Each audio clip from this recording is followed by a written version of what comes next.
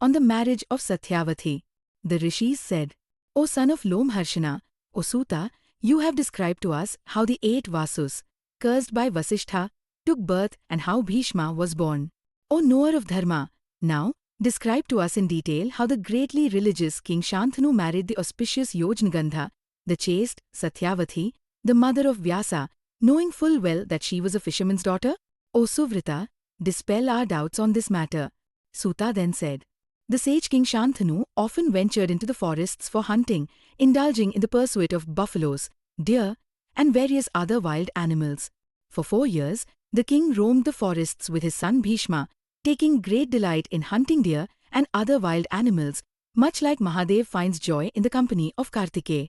Once, on an occasion, while he was shooting arrows at rhinoceroses and boars, he ventured far and reached the banks of the Yamuna, the chief of the rivers. There, he suddenly perceived an exquisite and indescribable fragrance in the air.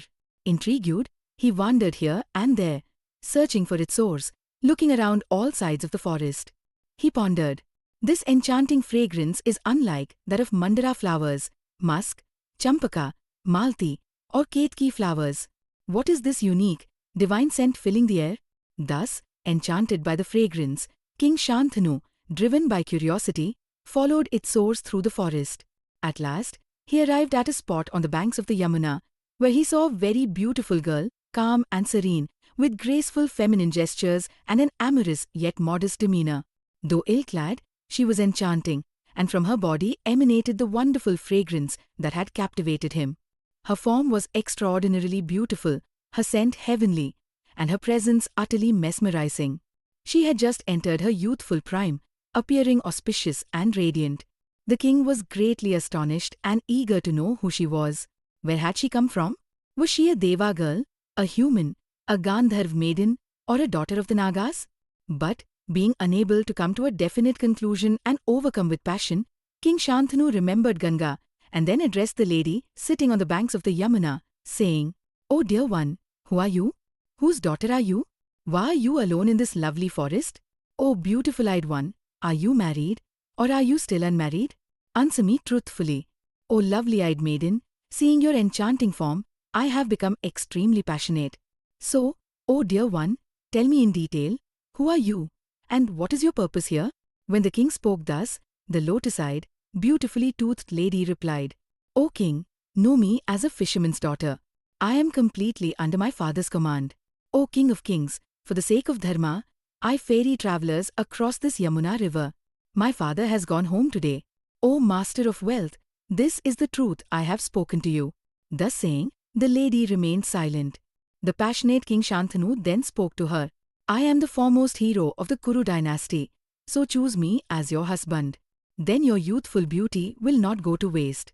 O fawn-eyed one, I have no other wife at present, so you shall be my legal wife. O dear one, passion torments me greatly. Therefore, from this moment onward, I am your obedient servant forever.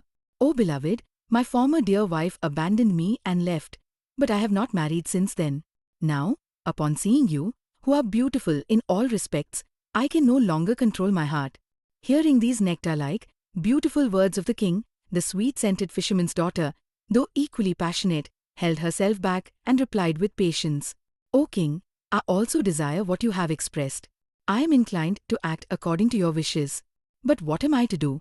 I am not independent. You must understand this. My father alone has the right to give me in marriage to you. So, it is best that you ask my father for my hand. Though I am a fisherman's daughter, I am neither wanton nor willful. I am always obedient to my father. If my father consents, you may marry me, and I shall remain obedient to you. O king, the god of love torments me, for I am in my youth. But he does not torment you as much.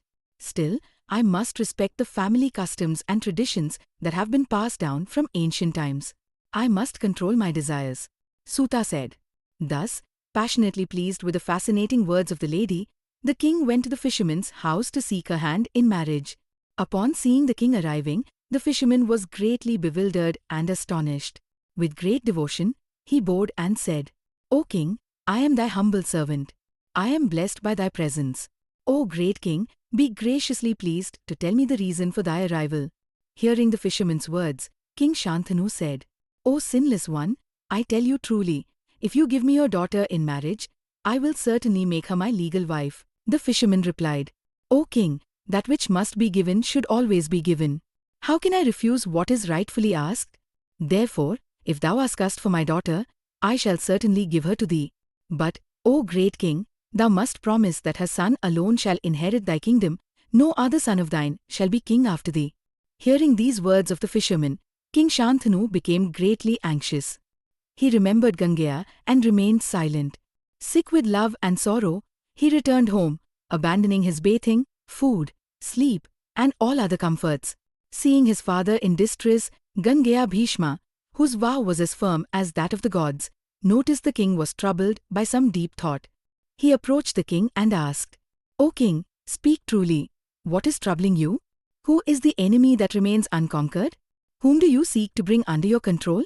O king, what use is a son who does not perceive the sufferings of his father or make efforts to remove them? A son is truly a son only if he is born to repay the debts incurred by his father in previous births. There is no other purpose to his birth. Look at Raghu's son, Dashrathi Rama, who, upon his father's command, abandoned his kingdom and went to Chitrakuta forest with his brother Lakshmana and wife Sita. Similarly, the son of King Harishchandra, Rohita, ready to repay his father's debt, accepted being sold by his father and worked as a servant in a Brahman's house. Likewise, the famous Sunashefa, sold by his high-souled father Ajigartha, was tied to a sacrificial post as an offering. But he was later freed by Vishwamitra, the son of Gadhi. It is well known that, in ancient times, Parshuram, the son of Jamdagni, beheaded his mother at his father's command. He considered his father's words to be of utmost importance, and thus carried out such an unjust act without hesitation. "O king, my body is at your disposal. I can certainly do whatever you command me to do. So tell me, what am I to do? As long as I am alive, you need not feel sorrow. If you permit, I will accomplish even the most difficult task." "O king, speak. Why are you troubled? I shall remove your burden at once with this bow in my hand. If my life is sacrificed in fulfilling your command, know that your wish shall be realized. Fie upon the son who, despite being capable, refuses to carry out his father's desires. What is the use of having a son who does not remove the cause of his father's distress?" Hearing these words from his son, King Shantanu felt deeply ashamed in his heart and said, "O my son, this is my greatest concern. You are my only child. Besides, you are a mighty hero, powerful and honorable, never turning your back in battle. But if, due to ill fate, you perish in battle, I shall be left without an heir. What shall I do then? O my son, my life is meaningless if I have only one child. This is my greatest worry, and therefore I am deeply troubled. I have no other concerns that I need to mention to you." Upon hearing his father's words, Gangeya Bhishma called upon the old ministers and said, "The king is too ashamed to reveal his true concerns to me. Therefore, I ask you all, learn exactly what troubles him and inform me of it truthfully. Once I know, I shall resolve his worries without delay." At these words of Bhishma, the ministers went to the king, learned the true reason for his sorrow, and conveyed it to Bhishma. Upon learning this, Bhishma began to deliberate on the best course of action. Ganga's son, Bhishma, accompanied by the ministers, quickly went to the house of the fisherman and, with words of humility and affection, spoke, "O tormentor of foes, I pray to you, give your beautiful daughter in marriage to my father. Your daughter shall be my mother, and I shall be her devoted servant."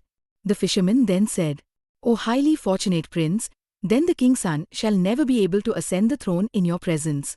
So, kindly take my daughter as your own wife instead." At this, Bhishma replied once more, "Let your daughter be my mother. I shall never lay claim to the kingdom. The son born of your daughter shall, without doubt, inherit the throne."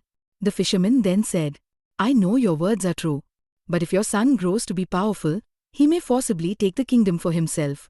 At this, Bhishma spoke again, "O sire, know my words to be true, I shall never marry. From this very moment, I have taken upon myself this difficult vow." Suta said. Hearing this firm resolve of Bhishma, the fisherman finally gave his beautiful daughter in marriage to King Shantanu. Thus, Shantanu married the dear Satyavathi, though he remained unaware of the wondrous birth of Vyasadeva, Thus ends the 5th chapter of the second book on the marriage of Satyavati in the Mahapurana Srimad Devi Bhagavatam, consisting of 18,000 verses.